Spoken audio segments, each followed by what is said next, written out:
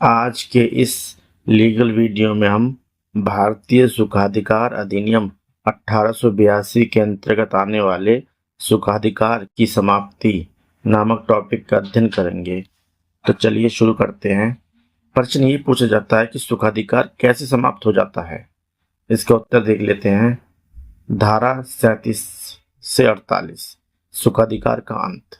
भारतीय सुखाधिकार अधिनियम 1882 की धारा 37 से 48 में सुखाधिकार की समाप्ति के बारे में प्रावधान दिया गया है, जिसे निम्नलिखित बिंदुओं के माध्यम से आसानी से व्यक्त किया जा सकता है। नंबर 1, अधिसेवी स्वामी का अधिकार समाप्त, जिसे धारा 37 में बताया गया है।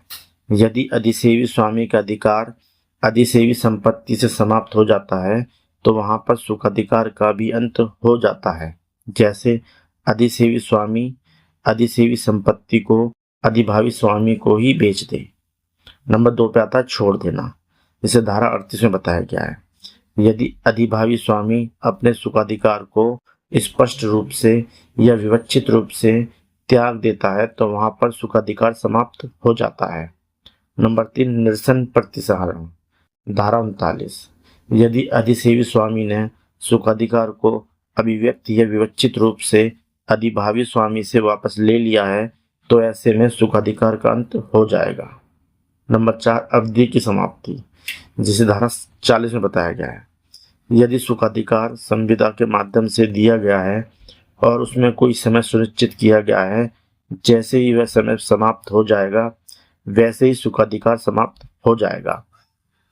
इस धारा में यह भी कहा गया है कि यदि सुखाधिकार की समाप्ति के लिए कोई शर्त रखी गई है तो उस शर्त की समाप्ति पर सुखाधिकार की समाप्त हो जाएगा।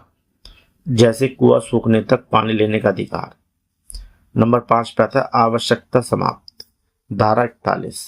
यदि अधिभावी स्वामी को आवश्यकता का सुखाधिकार मिला हुआ है तो जैसे ही वह आवश्यकता समाप्त होती है आवश्यकता का सुखाधिकार भी समाप्त हो जाएगा। जैसे ए बी को ऐसा खेत प्रदान करता है जिससे जाने के लिए उसे ए की भूमि से होकर जाने के अलावा और कोई मार्ग नहीं है।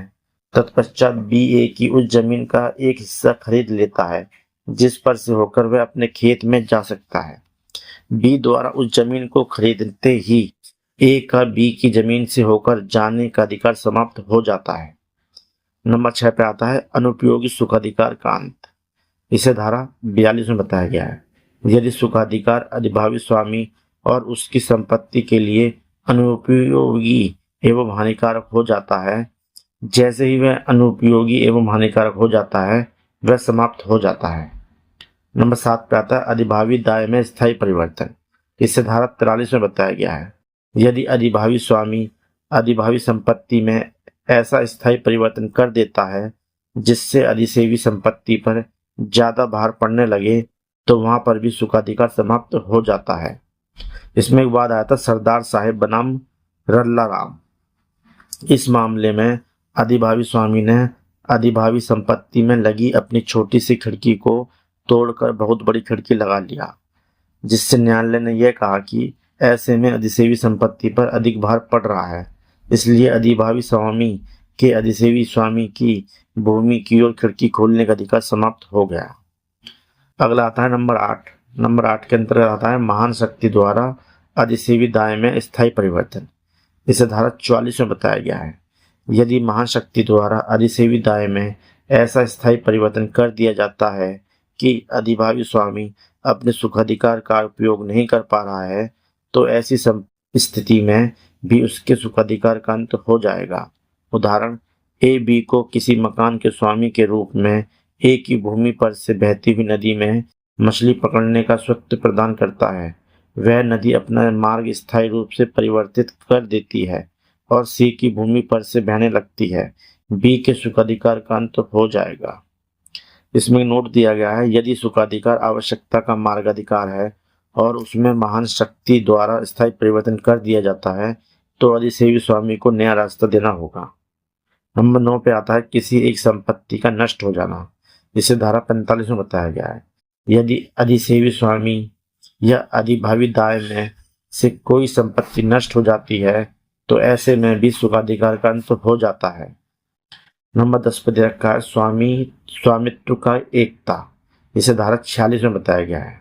सुखाधिकार उस समय भी समाप्त हो जाता है जब एक ही संपत्ति अधिभावी और अधिसेवी दोनों ही के ही प्रकार की संपत्तियों का पूर्ण रूपेण स्वामी हो जाता है। इसका उदाहरण देख लेते हैं। ए एक मकान के स्वामी के रूप में बी के खेत पर से मार्ग पर स्वामित्व रखता है। ए सी को अपना यह मकान तथा बी सी को यह अपना खेत बंधक रख देते हैं। इसके पश्चात सी इन दोनों संपत्तियों के संबंध में मोचन निषेध की अगत्ती ले लेता है और इस प्रकार से मकान और खेत दोनों का पूर्ण स्वामी बन जाता है।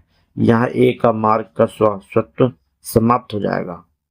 नंबर 11 पर दे रखा है अनुपयोगी। इसे धारा 47 में बताया गया है।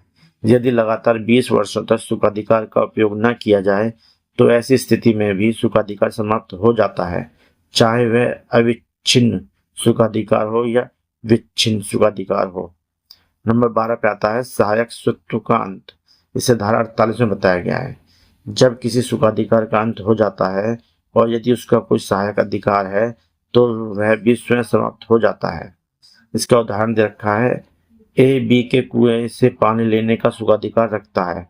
उसके सहायक स्वत्व के रूप में वह बी की भूमि पर से आने तथा जाने का स्वत्व का अधिकार रखता है, तो उसके सहायक स्वत्व के रूप में वह बी की भूमि पर से आने तथा जाने के मार्ग का स्वत्व रखता है। तो जैसे ही पानी लेने का अधिकार समाप्त होगा उसी क्षण बी की भूमि पर आने जाने का ए का स्वत्व भी समाप्त हो जाएगा। दोस्तों, उम्मीद करता हूँ ये टॉपिक आपको पसंद आया होगा। आपकी सहायता एवं सहूलियत के लिए इस टॉपिक का PDF लिंक वीडियो के नीचे डिस्क्रिप्शन में है। आप चाहे तो वहाँ से PDF फाइल डाउनलोड कर सकते हैं। साथियों, अगर वीडियो पसंद आया तो लाइक और सब्सक्राइब कीजिए।